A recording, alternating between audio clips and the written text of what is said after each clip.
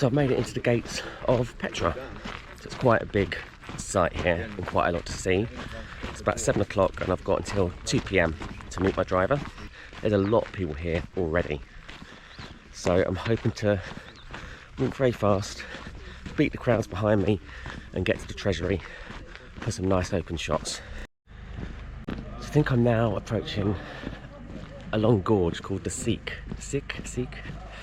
which at the end of this, there should be a lovely view of the treasury.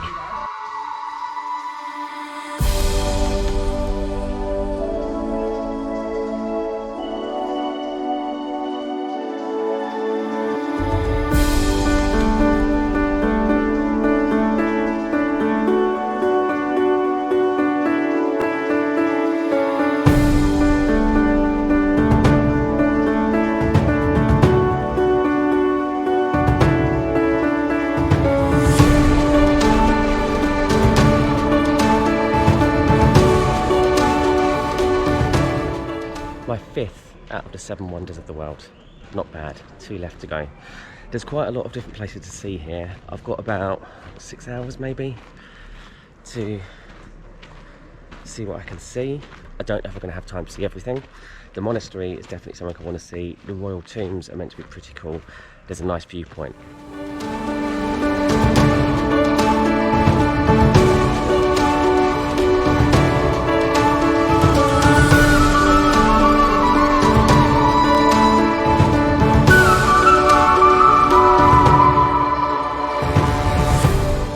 Treasury was amazing.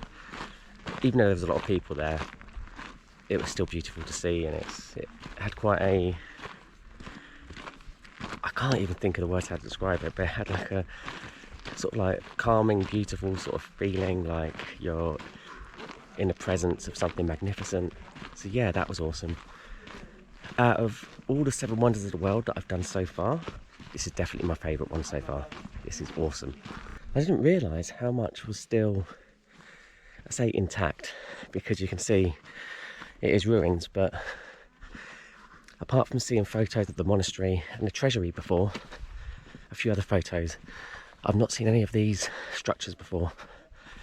And although they're not in quite as good condition, they are still pretty amazing to still retain a lot of the detail on the exterior.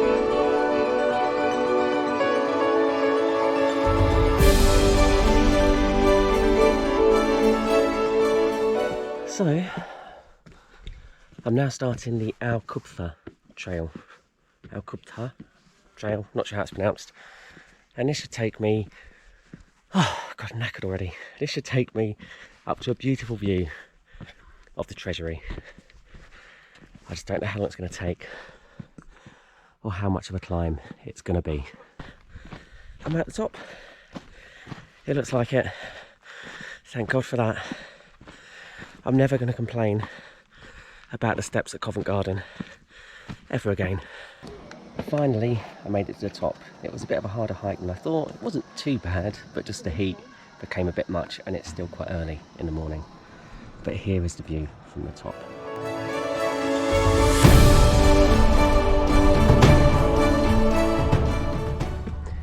I don't like the way the animals are treated here, so there are camel rides, horse rides, donkey rides.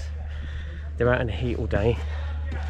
A little boy in front of me walking with that horse with a tourist on, throwing stones at the horse so the horse will go faster. I really don't like that kind of thing, which is why I'd never pay to go on one of those.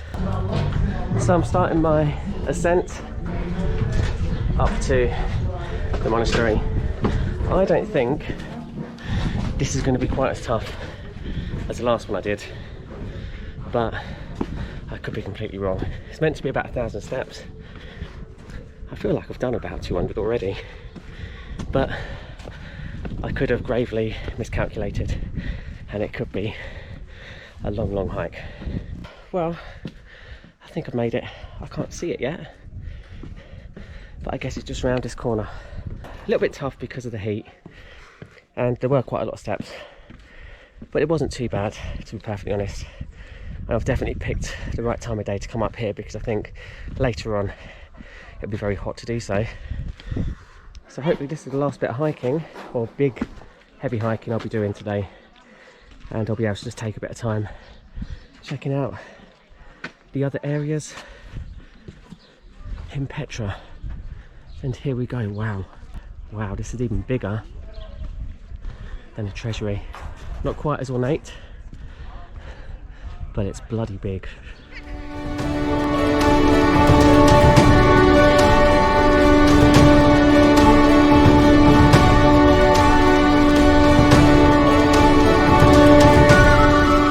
I think the most perilous thing about coming down is trying to avoid all the horse shit and donkey shit all over the steps, as well as all the bloody flies that are buzzing around me the whole time, that have probably just been in that shit as well, which is a horrible thought.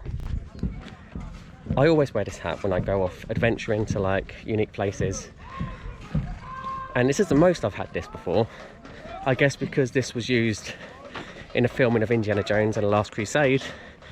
But a lot of the locals are like, Indiana Jones, would you like a donkey? Indiana Jones, would you like a camel? Would you like this? Would you like that? Oh wow, something's going on here. Awesome.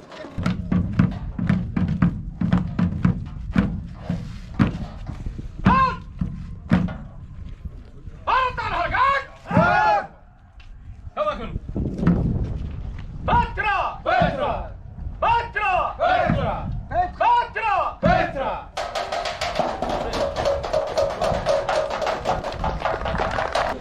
It's nice to be out of the sun, thank God. And I'm now in the Byzantine church where there's lots of mosaics.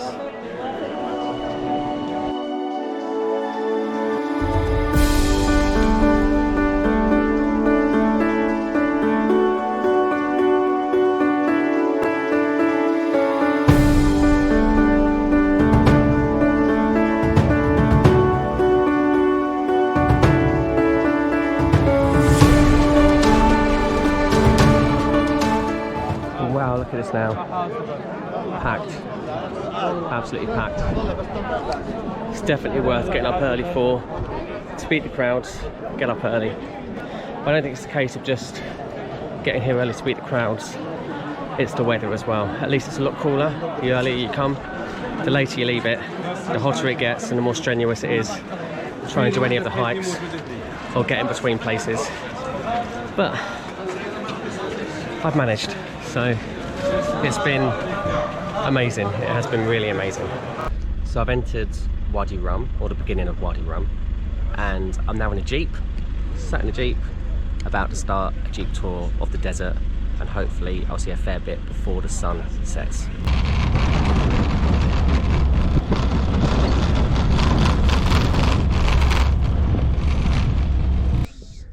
So I've stopped off at an arch in Wadi Rum. Loads of people getting their photos taken. Sean, you're in the picture. I've just had mine taken, but there's loads and loads of people here, so it's difficult to get too many photos because everybody's waiting. But obviously, Instagram reality at its finest. But there's some beautiful views of the desert as well from here, and I'm fairly sure we're going to have a few more stops. But I don't know how much longer the sun is going to be up for. So I'm in this really awesome canyon, and it's quite busy in here, as you'd expect. But what's really cool about this is what's just up ahead. So what's really cool are these inscriptions. Now this is Arabic, and it's talking about God. There are older inscriptions that are hard to decipher. Just up here, you see there's two people, there's a footprint, and there's, so it's a gazelle, I think, and that's what this place means. Wadi Rum means the valley of the gazelle, and that's what that says up there. The older inscription is along here, but that's so old, that's like 3,000 years old, it's impossible to know what it says. If you look here, this is completely natural. It's not been influenced or adjusted by humans, but you can see on the edge there's like a human face. So at the top there's a crown, there's eyes, there's a nose, there's a mouth. Pretty cool to think that that was formed naturally. my last stop before I head to the camp, and it's going to involve climbing this to get a beautiful view, 360 view. I've done this before. I've done this in loads of different places, including the Sahara. It just takes a long time to get up when you're fighting against sand, but I know I can do it. Well, it looks like I made it right to the bloody top. Did it in less than 10 minutes. All the other people that were in my Jeep have no idea where they are, but the sun's setting and it's very cloudy. I think it might rain, but this is a 360 view of Wadi Rum.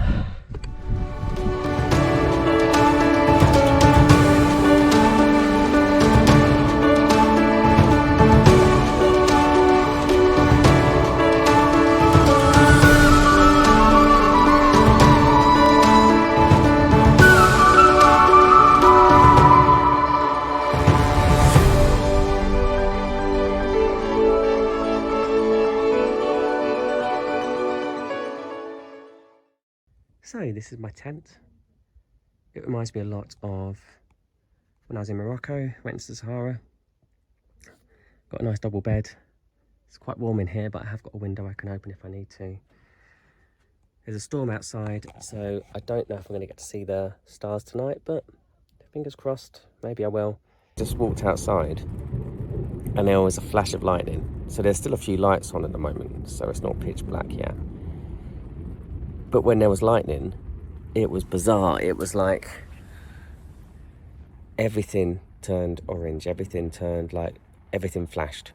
Like usually, you know, when I've seen thunderstorms, lightning strikes, you just see it in the distance and you see a bit of a flash, sure, but everything just was like an orange kind of colour. Like that. Did you, right, what was behind me then? Because I've got the light on here, it wasn't all over, right? But when I was outside and there weren't many lights, everything in front of me looked like that. It was weird. I mean, I guess that's probably normal if you're in a pitch black place. I don't know, but I've never experienced that before.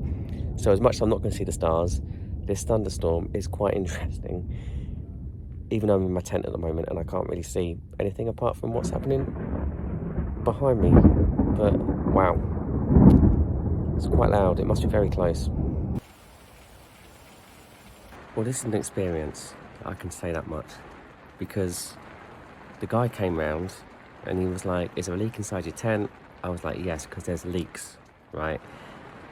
By the window behind me, I'm getting wet now. And I've moved the bed forward. He came in and he was like, yeah, move the bed forward. So I have.